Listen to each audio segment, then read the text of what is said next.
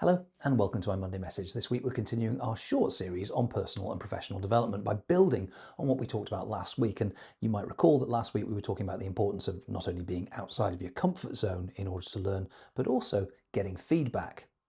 And this week we're going to talk about feedback because not all feedback is created equal.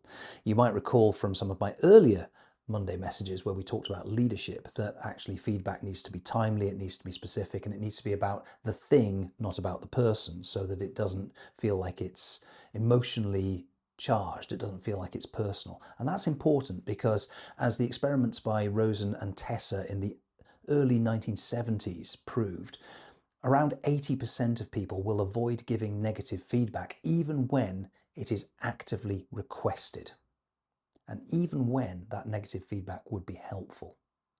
We avoid it because actually, a bit like when you accidentally touch a hot stove and you snatch your hand away, our brain is wired to avoid the negative consequences of social rejection and to try to oil the wheels of our social connection by making sure that we don't have these socially awkward things, such as telling somebody something they don't want to hear, even if they actually need to hear it.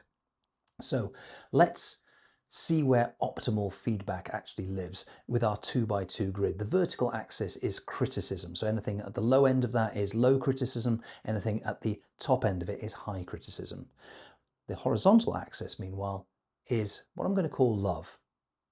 And by love here, I really mean benevolence of intent, having unconditional positive regard for the other person, wanting the best for them, having their best interests at heart. So anything over on the left-hand side does not have your best interests at heart. Anything over on the right-hand side does have your best interests at heart. So down in the bottom left-hand box, you've got somebody who is not going to be critical of you, but at the same time, they don't have your best interests at heart either. So they're kind of irrelevant to your learning journey.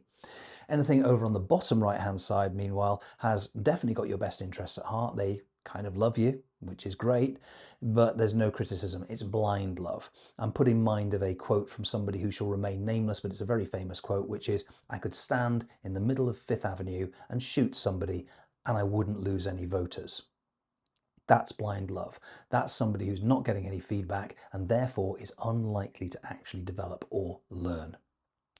Meanwhile, you've got the top left-hand box, and the top left-hand box is really where you've got people who are going to be critical of you, but they do not have your best interests at heart. This is an unloving critic. And this is somebody who basically is going to make you feel really, well, undermined. It's not pleasant. This is not pleasant criticism. It's not helpful criticism. Really, the optimum is to find somebody who sits in that top right-hand box. This is the loving critic. The loving critic is somebody who not only has your best interests at heart, but is prepared to tell you what you actually need to hear. And the great thing about the loving critic is because they care, they will stay the course with you. They will assist you, they will help you, they will be your accompaniment, your companion as you actually try to put this feedback into place to actually build on this thing and to solve whatever problems you're encountering.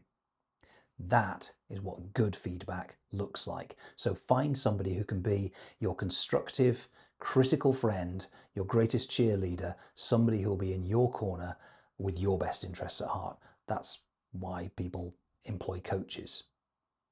Hope this is helpful.